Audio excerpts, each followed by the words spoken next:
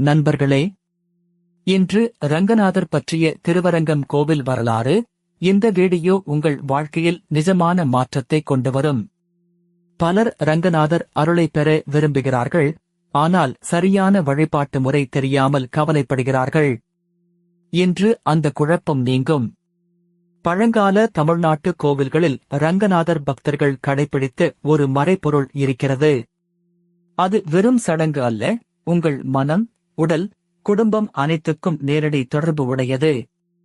மதுரை மீனாட்சி அம்மன், பழனி, திருச்செந்தூர், சிதம்பரம் போன்ற புனித திருத்தலங்களில் இன்றும் அதே முறை பின்பற்றப்படுகிறது.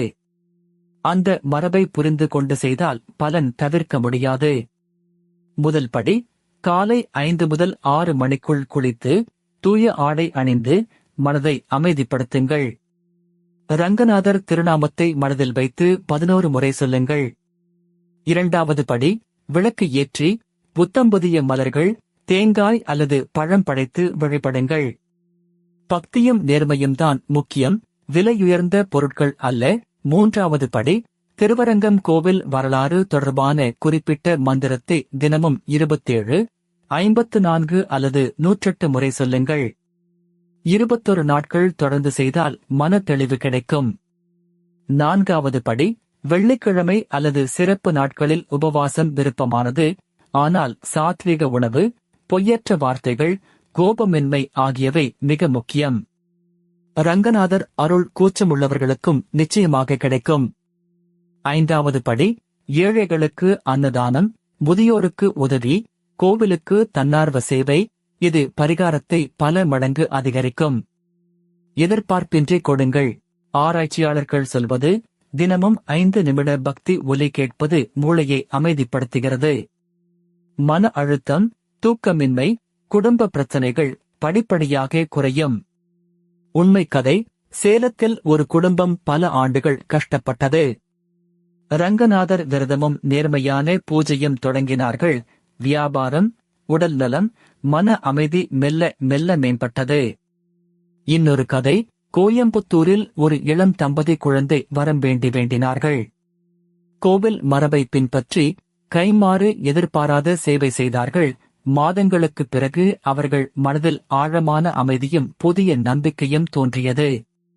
தவறான நம்பிக்கை மற்றும் உண்மை, அர்ச்சகர்கள் மட்டுமே சரியாக வழிபட முடியும் என்பது தவறு.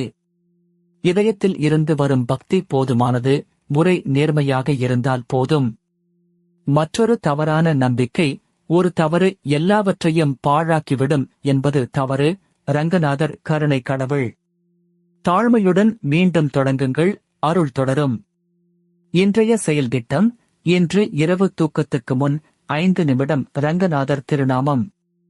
நாளை காலை விளக்கு ஏற்றுங்கள். இந்த வாரம் ஒரு கோவில் வருகை அல்லது வீட்டு பூஜை அறை சுத்தம்.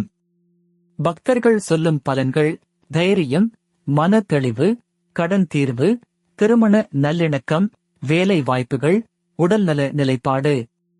நேரம் ஒவ்வொருவருக்கும் மாறுபடும், பொறுமையுடன் நம்பிக்கை வையுங்கள். தடைகளுக்கான பரிகாரம், சனிக்கிழமை எண்ணெய் விளக்கு ஏற்றுங்கள். அம்மன் அல்லது முருகன் கோவிலில் கருப்பு வஸ்திரம் படையுங்கள். 108 முறை வேகத்தை விட கவனத்துடன் உச்சரியுங்கள். குடும்பத்தில் குழந்தைகள், எளிய சுலோகங்கள் கற்றுக் கொடுங்கள். திருவிழா நாட்களில் அழைத்து செல்லுங்கள். மதிப்புகள் அடுத்த தலைமுறைக்கு சென்றடையும். கலாச்சாரம் வீட்டு பழக்கத்தில்தான் உயிர் வாழ்கிறது. அலுவலகத்தில் பணிபுரிவோருக்கு 2 நிமிட இடைவேளை பிரார்த்தனையும் பலன் தரும். ரங்கநாதர் நேரத்தை அல்ல, நோக்கத்தை பார்க்கிறார்.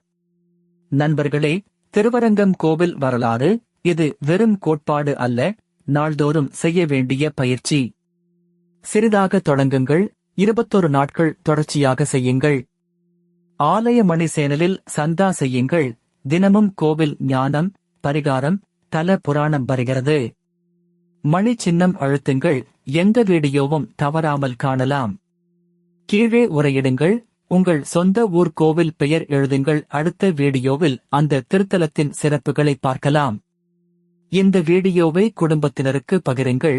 ஒன்றாக வழிபட்டால் பக்தி மேலும் வளரும்.